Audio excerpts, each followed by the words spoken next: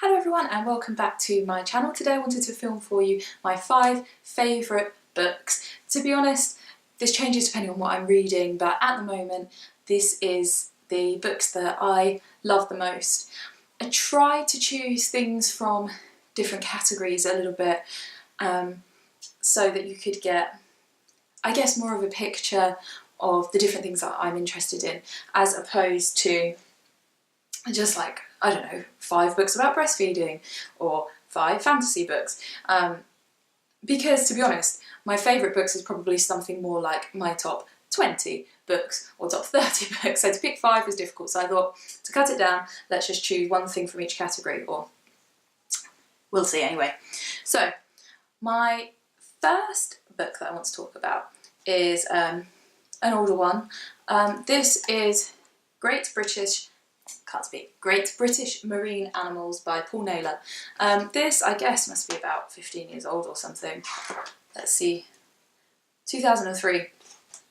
I bought this book after going to see a lecture by Paul Naylor where he talked about how he made some of the beautiful photos in this book, and talked about some of the experiences of getting the photos, diving, and that kind of thing. And I went and picked the book up, and this is a really interesting book in learning about the different kinds of marine animals that we have in Britain, which you may not think that it is as beautiful and colourful to try and find, you know, some of these kind of things, but it really, really is.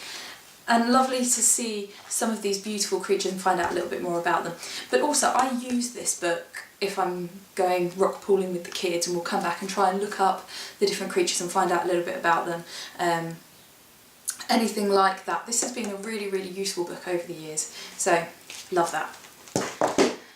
The next book is actually one that I only read last year. This is a recent addition to my favourite books, which is The Princess Bride by William Goldman. Now I know, again, this is quite an old book. The Princess Bride is actually one of my favourite films. I watched it when I was a kid. My brother had come to visit. He's older than me, so he was living away.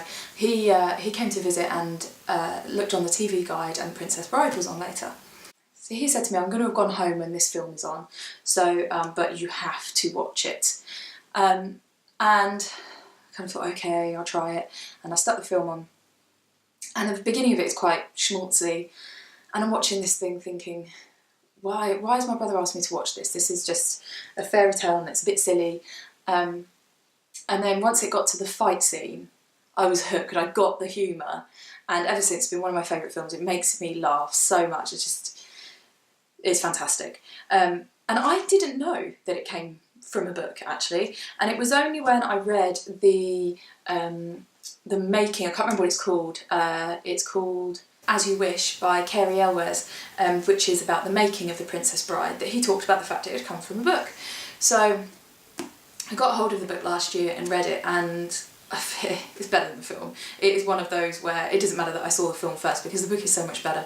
The Princess Bride is, for anyone who hasn't read it or seen it, is basically a fairy tale, but it also has these, in the book, has these cutaway scenes where William Goldman is he's making out that he's adapting or abridging a real historical book from this make-believe kingdom. And when I first got this book, when I first started reading it, I thought maybe that was real. It's so convincingly written. I had to look it up because I thought, is this really an abridged book? But it's not, it's all made up. And it's I mean, that becomes quite obvious as you read more into the book, that there's all these really, really funny ramblings about the abridging of the book, and the bits that he pretends he's cut out, and bits where he's elaborated, and it's a very, very funny book. So I'm really pleased that I finally read it. Loved that last year, and I definitely will be rereading this. And one of the lovely things is my husband read this, and he really enjoyed it. It's really nice when you can talk about what you've read and why you like it and all of those kind of things. So really, really pleased with that one. The next book on my top 5, and this has been in my top 5 for years and years and years, is one that kind of reminds me a little bit of when I was a kid and growing up. Weirdly, given that the book is The Colour of Magic by Terry Pratchett. In fact, I've had this copy for so long that if you see the beautiful illustrations, I love these the older editions with the with the old illustrations. So beautiful. But you can see there's the colours, and the spine has gone all, let me hide behind it so it focuses, has gone all faded on my bookcase because I've had it for so long. This book I probably read when I was about, I don't know, 9 maybe, and as I read it I was like, I've heard this story before, and that seemed really weird because I hadn't read it before. And talking to my dad, he said, no, I used to read this book to you. My dad loves Terry Pratchett, and he said that when I was a very, very small child and I wouldn't have understood the words in books maybe, the story wouldn't have meant anything to me. If he was reading me a bedtime story, he would read me whatever he was reading so that he could actually enjoy reading a book whilst also I enjoyed the sound of his voice. And he said, no, I used to read The Colour of Magic to you when you were a baby. And in fact, let's see, when was it released? Let's see. So in fact, it was published in 1983 and I was born in 84, so it's probably when my dad first actually read the book. It's so weird actually that I had already read this. And the only bit really that I knew that I actually had a memory of him reading to me was literally the beginning, where it talks about Grey Tattooing the turtle flying through space with the elephants on his back. That was the only bit that I can physically remember lying in bed and my dad reading to me, but there were other things in the story like the luggage and just the general characters that I definitely had a memory of, so that's so weird. And since Terry Pratchett is really sadly no longer with us, it kind of made me think, oh, these books are so due a reread. I used to read them over and over and over, and it's been a really, really long time since I read any of the Discworld books. And this one in particular is my favourite, partially because of the weird memories of the book that I have, but also because just I feel like his writing style changed, and I find this one just the most, I guess, dry in its humour, and also just I love the imagination and the characterisation. So must get back onto those and read some more of the Discworld series. Next book. I love this book. I love all these books, but this one, The Politics of Breastfeeding by Gabrielle Palmer. This book was life-changing for me. When my son was a baby, I had problems breastfeeding him. We didn't get off to the best start, and I ended up in a lot of pain, and as I started to get better, I was really angry about how hard my experiences had been, and I felt like I'd learnt a lot about breastfeeding, and I was really interested in it, and I wanted to read something which would not tell me how to breastfeed, because by that time I'd figured that out and got things working, but actually something about living with breastfeeding, about breastfeeding within our culture. And I was fiddling about online, and I found this book and found really good reviews for it, and so I thought I'd give it a go. And in fact, it wasn't this particular edition that I bought then, it was an older one, and it's that good that I bought the new the new edition when it came out. And I can really clearly remember sitting in my rocking chair, feeding my son, reading this book, and just kind of going, I had no idea.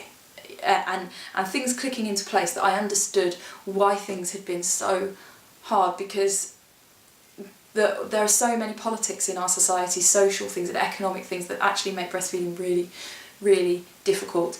And this made everything kind of start to click into place for me, and initially made me very, very angry actually, but I mean, I've read this book a few times, and like I said, bought the new edition of it, so I love this. And in fact, breastfeeding and my experiences of breastfeeding and the politics and society and everything surrounding that world of breastfeeding, the whole story of breastfeeding, not just mine but our culture's story of breastfeeding, is what my book is about, and I hope to do a video about that for you soon to explain what I've been writing about. Anyway, love that book. And finally, another one that I read last year is The Life-Changing Magic of Tidying Up. This is a weird one, I guess. I have 3 children. My youngest was born last year, and when we were expecting our 3rd child, I got into this whole panic about how on earth we're going to fit another child into this house. There's just no way that with all the amount of stuff, with all the stuff that I have and all the stuff the baby has, and I just couldn't see how it could happen. I started to get really, really worried about how we'd manage that. And I started kind of watching some videos on YouTube about decluttering and trying to get some ideas about how I could just try and make some space. And I kept coming across videos about KonMari, and I hadn't heard of it. So I watched lots and lots of YouTube videos about it and thought it was a really, really interesting idea, and there were lots of people talking about this book, so I thought, well, I'll buy it and give it a go. And I mean, seriously, again, a total game changer. It really is life-changing. I wouldn't have thought, and I thought I was a fairly tidy person. I didn't think that I held on to things, but I do, actually. My possessions kind of own me rather than the other way around, because I feel like I can't get rid of things because, oh, well, somebody bought me that, or somebody made me that, or oh, I bought that when this happened. And so I've ended up with stuff everywhere, squirreled into little, you know, under the bed and in cupboards, and to the point where there just is no more room in this house, and tidying up is a nightmare because there's stuff everywhere. And this book, reading this, made me kind of be able to let go and say, I didn't need any of this stuff, none of it's really important. And the real message that to me was transformative was that when you're trying to clear things out and get things under control a little bit, is it's not to do with what can I get rid of, and that had always been in the past, oh, I've got rid of a bag full of stuff. It's not about that, it's about what you keep, and saying which objects are important enough that I'm going to make room for them in my house. And that click of my mindset that came from reading this just changed my perception, not just, you know, my house and tidying and that kind of thing, but also just life. I only want to keep the things in my life that spark joy, as they say in the book, that, you know, that make me happy, things that I enjoy, things I want to do. And I'm not going to spend my time or give house room to things that I don't want. And that's why it's life-changing, and it really is incredible. I would recommend any of these books if they're within the genres, I guess, that you want to read, that you're interested in. They are all really, really great books. And it's funny how sometimes things just come at the right time. I mean, this definitely did. I read this at just the perfect time. If I'd have read this before, I would have thought that it was nuts and I wouldn't have understood it. But reading it when I was feeling like all of my belongings were just on top of me, it was the right time. And I mean, the same with the politics of breastfeeding. I read that, if I'd have even read it a few weeks earlier, I don't think it would have had the same impact, but I just read it at the perfect time in my journey to make me feel really, really passionate about breastfeeding and about the crazy way that our world is sometimes, you know. It's funny how sometimes the right book comes along at the right time, and all of these books are things that give me really fond memories, you know, of going to university and going to lectures with my friends and being read to by my dad and talking to my brother about films and books, breastfeeding my son, becoming really, really passionate, tidying up, strangely important. I hope you've enjoyed finding out a little bit about my favourite books, the kind of things that I like to read. I mean, I guess as for anyone, this is a list that changes all the time. There will be other books in my top 5, even if probably if you asked me tomorrow it would be different. But anyway, please like if you enjoyed what you watched, please subscribe, and I will see you all again soon.